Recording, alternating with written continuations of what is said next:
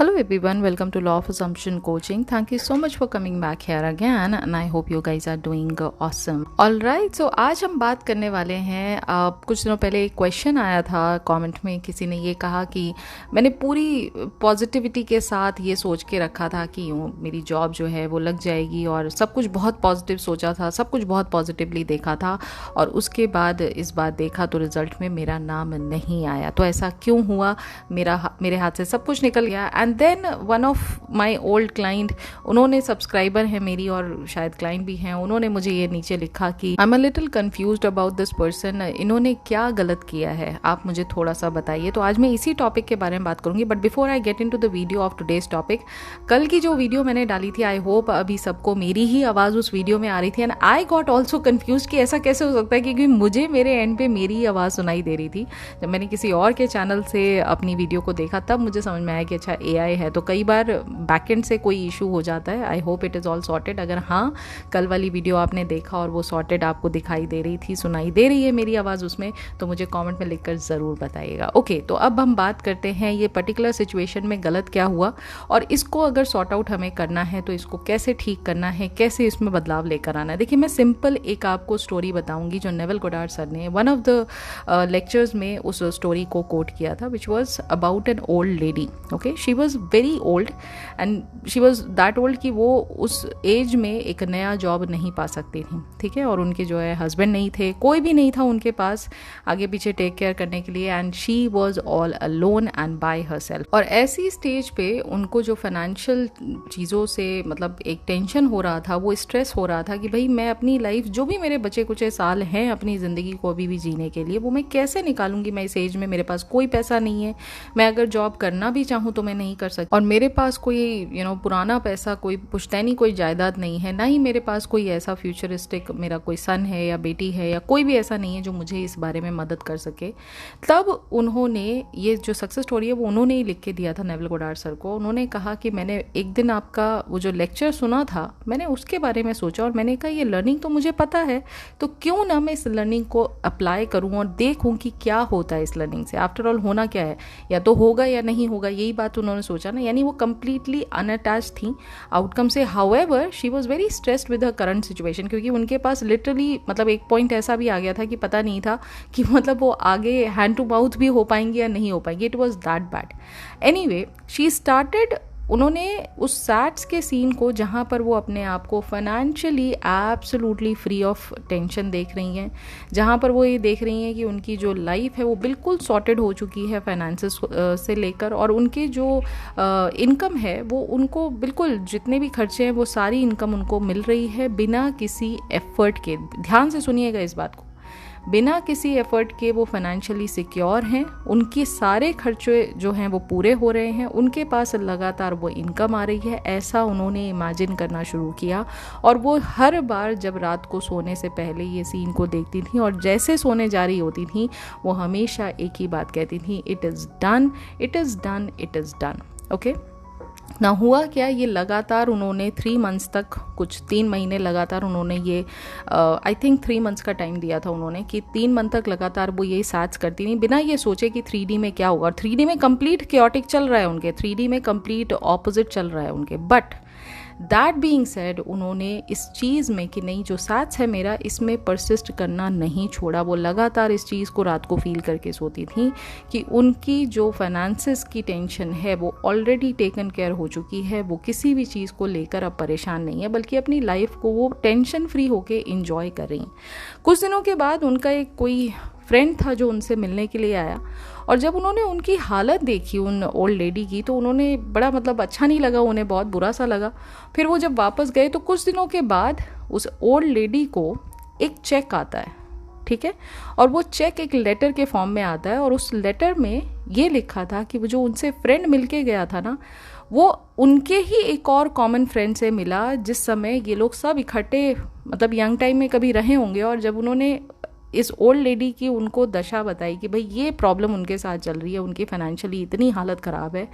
ये जो उनका थर्ड फ्रेंड था, कॉमन फ्रेंड था, ये इस समय बहुत बड़ा बिजनेसमैन बन चुका था और ये ऑलरेडी बहुत ही ज़्यादा वेल ऑफ था अपनी लाइफ में, इसको कोई टेंशन पैसे की नहीं थी। So when he heard about this old lady, उन्होंने जब सुना इस ओल्ड लेडी के बारे में और सारी कहानी जब उन्होंने जानी कि अच्छा ऐसे ऐसे करके हुआ है, तो उन्होंने क्या कहा कि भाई इतना पैसा मेरे पास है, मैं अगर अपने ही फ्रेंड्स और फैमिली के काम ना आ सकूं तो बेकार है। तो उन्होंने बिना किसी बात को सोचे, just without any string attached, he has transferred, he has given her, उन्होंने एक चेक काट के दिया $2500 का, जो कि उस ज़माने में बहुत बड़ी रकम थी। ओके, और उन्होंने चेक काट के उनके यहाँ भिजवाया और कहा कि भाई नेक्स्ट मंथ आपके पास मेरा लॉयर आएगा जो इस मोमेंट ऑनवर्ड से मूविंग फॉरवर्ड आपके सारे एक्सपेंसेस को वो टेक केयर करेगा। ये 2500 का चेक आपको हर महीने लगातार बिना किसी एक्सपेक्टेशन के आपको मिलता रहेगा for the rest of your life. And this 55-year-old women who had no job, जिनके पास कोई फैमिली नहीं थी, कोई फ्रेंड्स नहीं थे और कोई भी ऐसा पर्सन नहीं था जिसकी तरफ वो एक्चुअली आशावादी होकर देख सकती कि भाई ये पर्सन से मैं मदद मांगूंगी तो वो मुझे देगा, वहाँ पर उस लेडी को अपनी 3D को चेंज करने में बहुत बड़ी सक्सेस मिली after doing isn't it wonderful technique, कि उन्होंने नेविल गोडार्ड सर के मतलब ऑलमोस्ट 1 साल तक लेक्चर्स जो अटेंड किए थे, उन्होंने अब फाइनली इस नॉलेज को, इजंट इट वंडरफुल टेक्निक को इस्तेमाल किया और अपनी लाइफ को चेंज किया। ना ये मैं स्टोरी इतनी डिटेल में आपको इसलिए बता रही हूँ कि जब आपकी 3D में कंप्लीटली केओस चल रहा था, मतलब मैं इसी स्टोरी का एग्जाम्पल बता रही हूँ कि उस लेडी की लाइफ में कोई नहीं है, उनको दूर दूर तक ये पॉजिटिव चीज़ें दिखाई दे ही नहीं रही हैं। Still she is thinking about the impossible. वो अपने आप को ये इमेजिन कर रही हैं कि वो फाइनेंशियल फ्री हैं, वो ये देख रही हैं कि मेरे ऊपर किसी का कोई बर्डन नहीं है इस पैसे से रिलेटेड, मैं अपनी लाइफ को to the max, to the fullest enjoy कर रही हूँ। इस बात को जानते बूझते कि 3D में तो बिल्कुल सब कुछ ऑपोजिट चल रहा है, स्टिल शी परसिस्टेड। उन्होंने अपनी डिजायर्ड रियलिटी को एक्सेप्ट किया, अपनी 3D को एक्सेप्ट नहीं किया। नो मैटर क्या क्या उनके साथ नहीं बीता उस 2 महीने में, still she kept on doing the same thing over and over again with the hope कि it is going to change my life. उन्होंने उस पर डाउट नहीं डाला, उसमें कोई डिलेज नहीं डाले, उसमें जो चीज़ हर दिन उनको दिखाई दे रही थी कि 3D में कोई पैसा नहीं है, तो वो हर दिन अपने आप को ये बात बोल के कोसती नहीं थी कि नहीं मेरे लिए तो काम कर ही नहीं रहा है लॉ, इतने दिन से मैं लगातार हर चीज़ को कर रही हूँ एंड येट मेरे लिए तो काम कर ही नहीं रहा है लॉ। समझ रहे हो आप? इस तरह का अनशेकेबल फेथ आपके अंदर होना चाहिए, चाहे 3D में कितना ही नेगेटिव क्यों ना हो। नहीं आया नाम डजंट मीन कि आपका नाम एक दिन नहीं आएगा। अब मैं आपको लास्ट ईयर, ये तो एक स्टोरी थी जो अभी करंट में मैंने आपको नेविल गोडार्ड सर की बताई, अब मैं आपको अपने यहाँ की लास्ट ईयर की स्टोरी बताती हूँ। वन ऑफ माई फ्रेंड जिन्होंने मुझसे एक्चुअली कोचिंग लिया, पेमेंट दे के कोचिंग लिया पिछले साल की बात मैं बता रही हूँ। He is working with one of the startup companies, okay, और जिस स्टार्टअप में वो लगे हुए हैं वहाँ पर ऑलरेडी 3 भाई हैं। I am not going to take the name of the startup. 3 brothers हैं और उनके कुछ रिलेशन में और भी जैसे उनके कजन्स हैं या 1-2 लोग और भी हैं, वो सब के सब एक ही स्टार्टअप में लगे हुए हैं क्योंकि शायद सभी का वो को फंडिंग कर रखा है उन्होंने, तो सभी का पैसा लगा हुआ है। Now this guy has been working in the same company, और अगर आपको पता हो कि स्टार्टअप में जितना काम होता है उतना एक बहुत ही रिनाउंड या एस्टैब्लिश्ड कंपनी में इतना नहीं होता है, क्योंकि स्टार्टअप में आप हर एक पर्सन से अपना everybody wants to put their 100%, 100 नहीं बल्कि ज़्यादा आपको एफर्ट लगाना पड़ता है वहाँ पर, हर एक चीज़ पे आपको अवेलेबल रहना पड़ता है 24/7। Now this friend of mine, ये लगातार वहाँ पर 8 मंथ तक उन्होंने लगातार काम किया। Now there is a time जहाँ पर कंसिडर किया जा रहा था कि एक नई पोजीशन ओपन की गई थी, जो कि जिस पोजीशन पे वो लगे हुए थे उनसे सीनियर पोजीशन थी, तो उनको पूरी उम्मीद थी। The seniors were very happy with him, the bosses were very happy, everything was amazing, हर चीज़ बहुत बढ़िया चल रहा था, सब कुछ बहुत मज़ेदार था। लेकिन जब प्रमोशन या कह लो कि जब वो टाइटल पोजीशन का देने का नंबर आया कुछ दिनों, और ही वॉज वेरी श्योर, उन्होंने बिल्कुल लॉ भी अप्लाई कर लिया, प्रमोशन के बारे में सोच लिया, घर में ऐसे इमेजिन कर रहे हैं कि बिल्कुल बस मैं पार्टी दे रहा हूँ अपने घर वालों को, my wife is so happy, everyone is just amazing, हर किसी में उनकी जो खुशी है वो हर एक एक्ट में उनके दिखाई दे रही थी कि मैं एक सीनियर पोजीशन पे बैठ गया हूँ, और बनता भी था, आफ्टर ऑल इतना काम किया था उन्होंने और वो एक्सपेक्ट भी कर रहे थे। एंड द डे जिस दिन अनाउंसमेंट हुआ रिजल्ट का, उनका नाम नहीं आया। नाम किसका आया? वन ऑफ द बॉसेस, जो उनके सीनियर जो थे, जिनका स्टार्टअप है, उनके किसी कज़न को अपना उस पोजीशन पे बिठा दिया गया। ना ही वाज, ऑफ कोर्स, जो भी कोई पर्सन होगा इस जगह पे होगा तो वो बहुत डिसअपॉइंटेड होगा। वो भी बहुत डिसअपॉइंटेड हुए, मेरे पास आए करीब 2 हफ्ते के बाद मुझे बताई सारी कहानी। तो मैंने उनसे कहा, मैंने कहा but why did you accept this result? अगर 3D में आपको कुछ ऑपोजिट मिल गया तो आपने इसका मतलब इसको एक्सेप्ट कर लिया, ये आप मान के बैठ गए कि बस वो पोजीशन अब आज के बाद जो है वो मुझे कभी नहीं मिलेगी। मैंने कहा how are you so sure कि ये पोजीशन पे आपका नाम नहीं आएगा?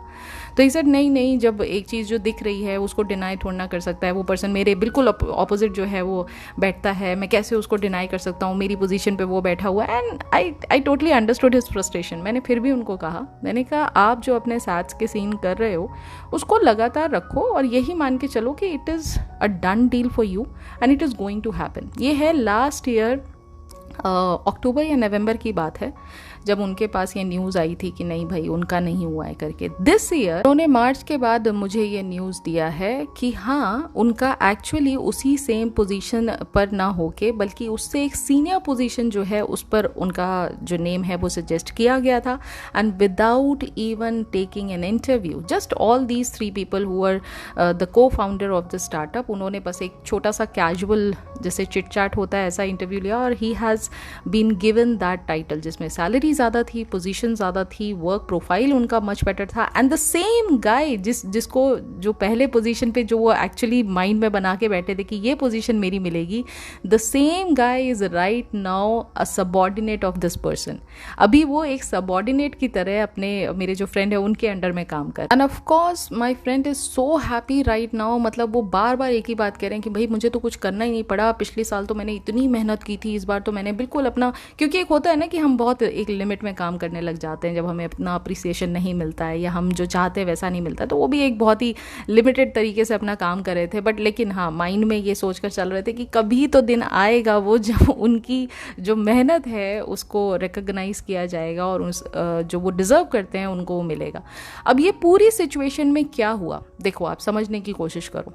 अगर एक पर्सन जो आपके 3D में दिख रहा है, अगर वो उसको एक्सेप्ट कर लेता है बिना ये सोचे कि अगर ये जो मुझे दिख रहा है ये आज का थॉट तो नहीं है ना, ये किसी पुराने थॉट्स को मैं आज मैनिफेस्ट होता हुआ देख रहा हूँ, अगर मैं आज इसको एक्सेप्ट कर लेता हूँ और आने वाले समय में मैं यही मान के चलता हूँ कि नहीं, I was not the chosen one, तो मेरा डोमिनेंट थॉट क्या बन रहा है? मेरा डोमिनेंट थॉट बन रहा है कि I will not be the chosen one in my 3D reality for any thing, any XYZ thing जो मैं मैनिफेस्ट करना चाहता था।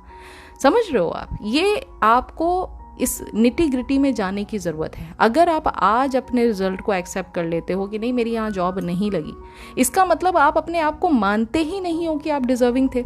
अगर आप अपने आप को मानते हो कि आप डिज़र्विंग हो, जैसे मैं अभी हम लोग ना VIP मेंबरशिप में जो चैप्टर 15 है मैंने कल कंप्लीट किया। चैप्टर 15 में जो इंटरवल ऑफ टाइम का चैप्टर है उसमें टाइम को ही लेकर बहुत सारी बातें कही गई हैं। उन्होंने ये कहा है कि अगर आप कोई चीज़ को सैटरडे या संडे को आप मानते हो कि हाँ संडे को मेरे को ये चीज़ मिल जाएगी, और आज चल रहा है ट्यूसडे, आज चल रहा है वेंसडे, सॉरी, तो आज वेंसडे को आप ये इमेजिन करो कि संडे ऑलरेडी है और संडे को वो चीज़ आपको मिल चुकी है और आज जिस समय आपको ये चीज़ मिली है, अब आप दुनिया को किस निगाह से देखोगे? आपको इस पॉइंट ऑफ व्यू से अपने बाकी दिन जो है ना, वेंसडे, थर्सडे, फ्राइडे, सैटरडे, ये सारे दिन उसी तरह से निकालने हैं। तो जब आप अपने सबकॉन्शियस माइंड को उस डिज़ायर्ड सीड से इम्प्रेस कर देते हो, ठीक है, और आप ऑलरेडी उस रियलिटी को जी चुके हो जहां ये डिज़ायर आपकी फुलफिल हो चुकी है, तो करंट रियलिटी और उस डिज़ायर्ड रियलिटी के बीच में जो गैप है, नेचर उस गैप को बिल्कुल फिल करने के लिए वो 3D सर्कमस्टांसेस को चेंज करता ही करता है। This is what the law says. अगर यूनिवर्सल लॉ की बात की जाए, वैक्यूम को भरने के लिए नेचर अपनी पूरी जो जान है ना वो वहाँ लगा देता है कि यहाँ पर हमें वो सर्कमस्टांसेस ला के रखने हैं जिससे वो जो रिजल्ट हमें बताया गया है ना, हमें वहाँ तक पहुँचाना है।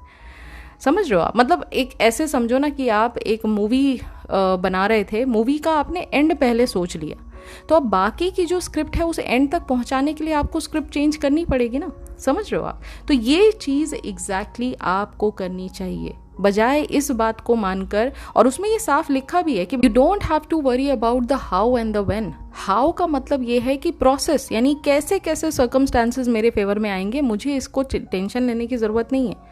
एंड व्हेन इज कब आएगा, ये संडे आपने अगर डिसाइड किया, जिसको कहा जाता है टाइम क्रंच, ये अगर संडे डिसाइड किया, पहली बात तो मना किया गया है कि कभी भी टाइम को अपनी फुलफिलमेंट ऑफ डिज़ायर के साथ एसोसिएट मत करिए। लेकिन अगर फिर भी आप करना चाह रहे हैं तो आप डेट मत रखिए। आप अगर संडे एक दिन डिसाइड करते हैं ना, तो दिन वो आएगा ही आएगा, that is for sure guaranteed. जैसा मैंने अभी अपने फ्रेंड का एग्जांपल दिया, वो जो उन्होंने सोचा था कंप्लीट ऑपोजिट चल रहा था 3D में, फिर भी उनके पास वो रिजल्ट आया। हो सकता है उस समय जब वो चाहते थे तब नहीं आया, लेकिन जब आया तो उनको बिल्कुल लगा कि हाँ भाई, बिना किसी एफर्ट के मेरे पास ये सारी चीज़ें आ गई। Same is the case with you as well. अगर राइट नाउ आपके 3D में ऑपोजिट चल रहा है और आप ये मान लेते हो कि मेरा नाम इसमें नहीं है तो मैं डिजर्विंग नहीं हूं, तो आपने आज ही अपने डिजायर्ड सीड को किल कर दिया, आज ही खत्म कर दिया। आपको करना क्या है, आपको अब भी यही मान के चलना है that I am deserving enough to get my desire. It is as simple as that.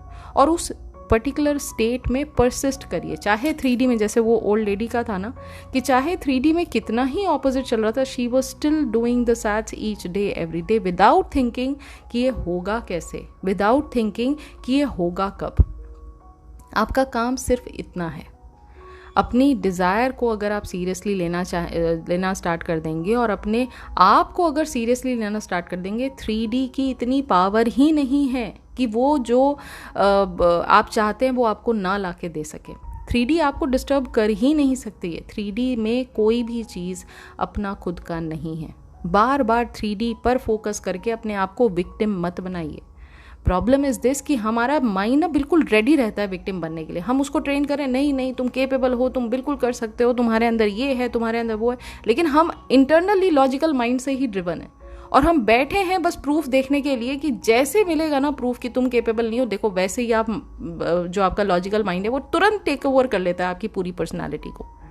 तुरंत आपने यहाँ लंबा लंबा मैसेज करना स्टार्ट कर दिया, रोना धोना चालू कर दिया। अरे भाई, पावर तो आप ही के अंदर है, मैं तो सिर्फ आपको गाइड कर सकती हूँ। इतने सारे एग्जाम्पल्स बुक से लेकर बाहर से लेकर मैं सिर्फ आपको बता सकती हूँ कि रियलिटी वो नहीं है जो आप देख रहे हो। अपना परसेप्शन चेंज करोगे, अपने इंटरनल वर्ल्ड की तरफ टर्न इन करोगे ना, आपकी 3D बदलेगी ही बदलेगी बाय डिफॉल्ट।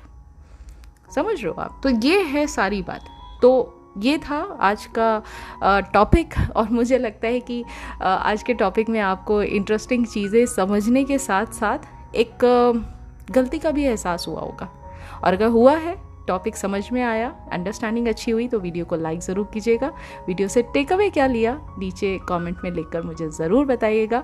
और अगर आप न्यू हैं इस चैनल पे, लगता है आपको नेविल गोडार्ड सर की टीचिंग्स और मैनिफेस्टेशन से रिलेटेड आपकी जर्नी में इस चैनल से मदद मिल रही है, तो ज़रूर चैनल को सब्सक्राइब कीजिएगा। VIP मेंबरशिप प्रोग्राम ले सकते हैं आप अगर नेविल गोडार्ड सर की टीचिंग्स को डीपली अंडरस्टैंड लर्न करना चाहते हैं। उसके लिए सब्सक्राइब बटन से पहले ज्वाइन बटन को क्लिक करके वहाँ से मूव फॉरवर्ड कर सकते हैं आप। यूट्यूब आपको सारी गाइडेंस दे देगा। अगर 1-to-1 कोचिंग प्रोग्राम में इंटरेस्टेड हैं, short term coaching, long term coaching, सारी डिटेल्स इस गिवन नंबर से ही आपको मिलेगी। ओनली स्ट्रिक्टली क्वेरीज को ही आंसर किया जाएगा। अगर सक्सेस स्टोरीज हैं तो प्लीज़ इस ईमेल आईडी पर, गिवन ईमेल आईडी पर आप मुझे सक्सेस स्टोरी शेयर कर सकते हैं। तो या that's it for today. Now I will be meeting you very soon in the next video. Until then please do take care of yourself and happy manifesting.